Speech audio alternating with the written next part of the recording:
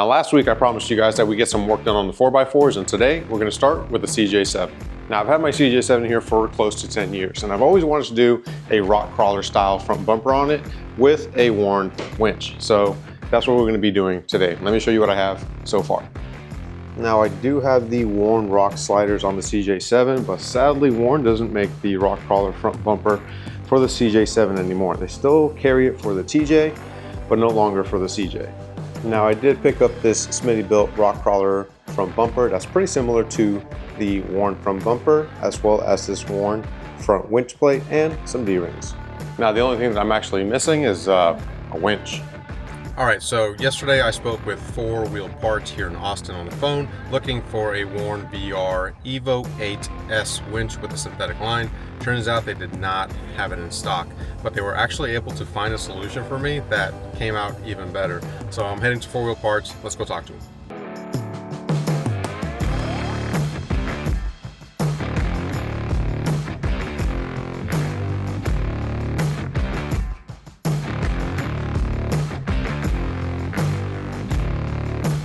All right, Oscar, what's going on? What's up, man? This is Oscar. He is the sales manager at 4 Wheel Parts Austin. And yeah, you helped me out getting a 10,000 pound winch when I was originally gonna get an 8,000 pound winch. And that means a lot. So can you tell kind of the audience what they can do to do price match, what you guys offer here at this location? I know we got installs going on. Talk to us. Anything. So anything you see on a competitor doesn't mean it's a no-go. So you bring in a price, you give us a quote, you even call us or email us, and it's an item I can get here. Depending on how fast you need to, we'll meet your needs. We'll get it to that price point. So we'll bring it here in the store. If you want to just pass by, we can drop ship it to your house. So we're pretty open. We're here for you. So it's your community. It's us. Absolutely. I know you guys are going to maybe start hosting some Cars and Coffee again, or some, I don't know what you guys called it, Crawlers and Coffee? Crawlers and coffee. Crawlers and Coffee. Yeah, I haven't been to one in like over a year. I already showed you that.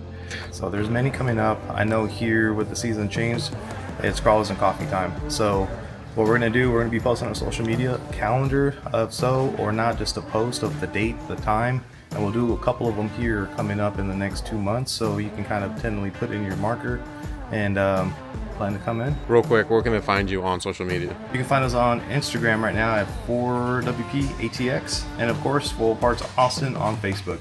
Soon to come, we're going to have some TikToks and stuff like that on page, so just keep in tune and you'll see a lot of content. All right, brother. Thank you so much. See you. You got it, man. All right, guys. Got to give a huge shout out to 4 Wheel Parts. I also need to mention that none of this is sponsored. I still paid for the winch. And like I mentioned, I actually paid more than I would have if I would have bought from an Amazon and had it like on Monday. But they were kind enough, they were actually kind enough to work with me and give me a very fair deal on a 10,000 pound winch. So I came out on top with a better winch. Great deal, great customer service. I'm actually really pleased with that. So they've definitely earned my business. Now let's get back to the house and let's unbox this winch. Alrighty, here she is. The winch is finally here with the rest of the parts. Let's go ahead and unbox this bad boy. Now, I'm not sure how many people actually like unboxing videos. I've never actually done a ton of unboxing videos. It seems to be pretty popular. I'll go ahead and try to video as much of this as I can for those of you who want to experience what it's like unboxing a worn winch. Let's see what we've got here. Bam. Cool, pretty standard. Instructions. So you boys know we're definitely not going to be using these. Nice. Got cable, got the winch itself. Looks like we have some hardware here, some boxes. Now set this to the side. Got some more hardware boxes and some more hardware boxes. So let me go ahead and set this aside and see what's in the boxes. All right, got the winch out of the box, just put it on the table for now. All I did was cut open the boxes. Let's go ahead and see what's in the first one. I'm assuming this is off the back going to be the winch controller. And no, it's just the negative battery cable. What else is in here? Oh, this is the winch controller. Okay, so we're going to go ahead and leave that in the box for now. And then over here, let's see, where did I open this one?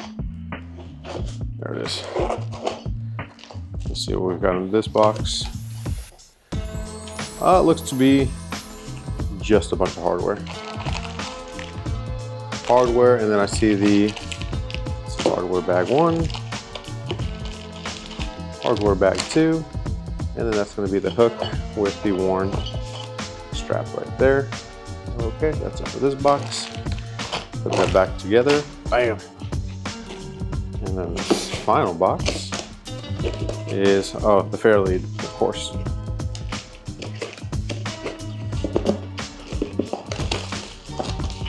And, ooh, nice. I like that it's black. Oh, very cool.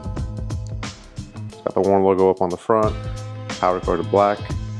Really nice piece right there. Cool. Let's go ahead and put this to the side, and I'll start ripping this piece apart.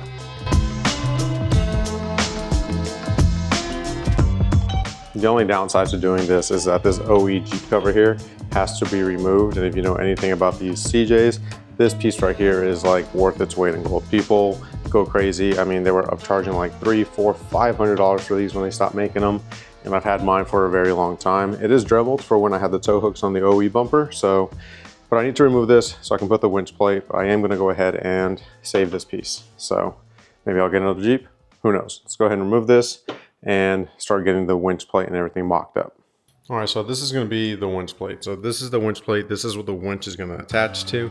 And then this is going to attach to these frame extension brackets that go on the left and right side of the frame of the CJ on this side. And that side, they are instruction specific actually for 75 and earlier, and then 76 and later models. So we're going to be following the instructions for the 76 and later models because this is an 83. All right, I like to lay out all of my bolts and hardware, how they go together.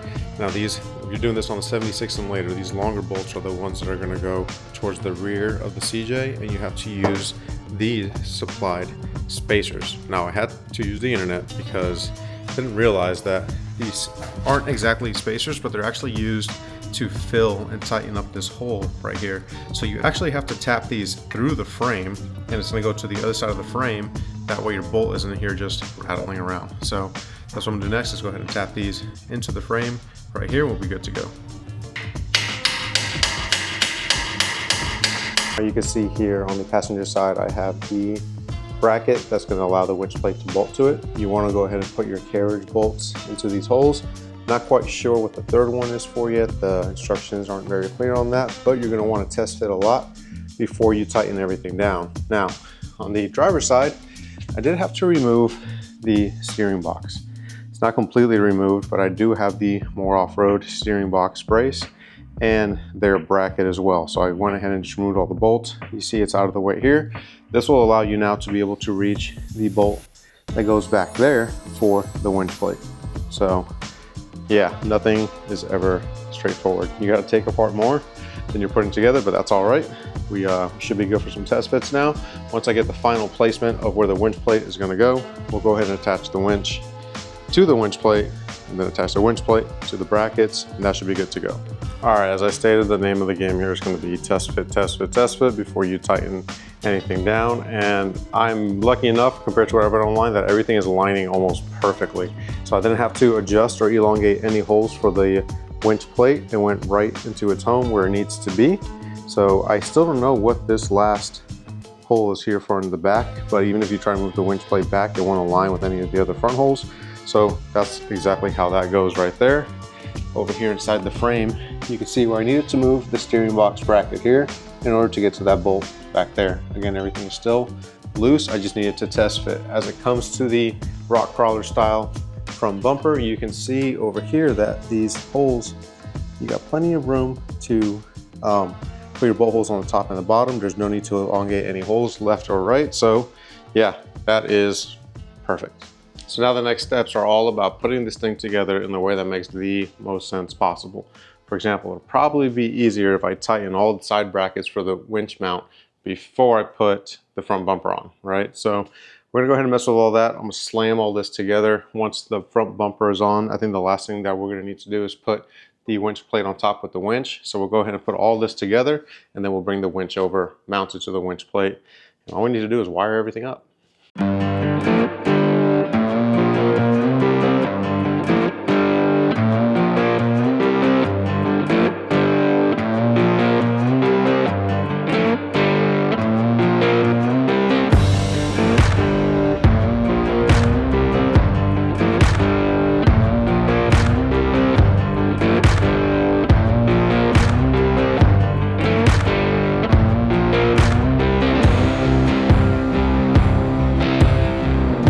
right, that took way longer than I originally anticipated. Once you tighten everything up that you need to tighten up because you can't reach it after you install the winch, it became a lot harder to put this on here. Specifically, these two bolts right here, and I know why, and that's because my bumper butts up all the way against the brackets, and then this washer is up underneath here, and it just created those two right there to go outward, and it made it just a little more difficult to put the winch plate on, and this thing is heavy once you've got the winch bolted onto it.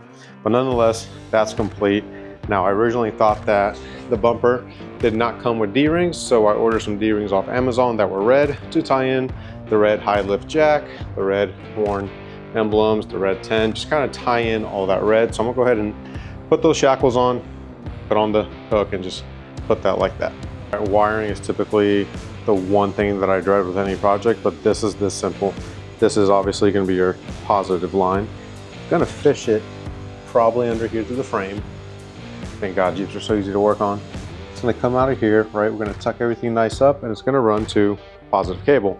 The negative cable, it's gonna connect right back here with the supplied negative cable, run it together, probably zip time together, make them real nice, run it up to the negative, and you're done. All right, guys, it is the moment of truth. I just finished buttoning up the winch, power, ground. Now I just get to test it. I was looking at the instructions, and this winch does come with a wireless controller as well as the wired controller. Now I'm not gonna mess with the wireless Bluetooth controller too much right now. I'm just gonna use the wired controller. So let's go ahead and check it out. I just wanna bring the winch in just a little bit more. I did put the KC lights back on the corner, so let's check it out real quick. Yeah, she looks like an absolute unit. I'm so happy. This all came together exactly how I wanted it to. This looks killer. Now I'm gonna pull it outside so we can get a better look at it. My garage doesn't have the best lighting, which is something else we're gonna fix, but let's see if this winch actually works. Looks like, oh buddy, we're in business. There we go. That's all we needed. Hell yeah. Well, that was probably the easiest work I've done on a car in I don't know how long. So I'm super happy. Let's go ahead and pull this out. I'm actually gonna take that bumper to my dad, and let's take a look at the Jeep outside.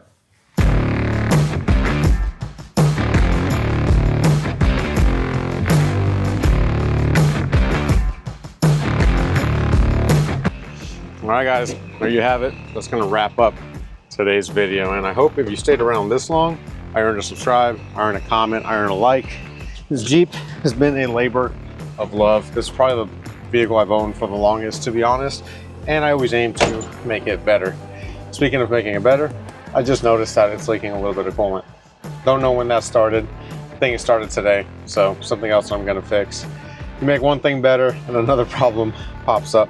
But that's gonna wrap up today's video, guys. As I promised, CJ content, need to wrap up a few things on the Jeep still, which I'll probably just do in the background, like a wiper motor, a coolant leak, oil change, that kind of stuff. But next week, I'll be starting on some of the Ram Charger stuff. So little by little, getting all these side projects done, and then we're gonna dive right back into drifting with the first event officially announced for Dreamers of Drift being February 14th in Hutto at Cam's training facility. So that's gonna be a ton of fun. So if you're in the area, you wanna come out, have some fun, go drifting, come check us out. That's it for me today, guys. If you enjoyed the video, hit the like button, and we'll see you in the next one. Till next time, peace out.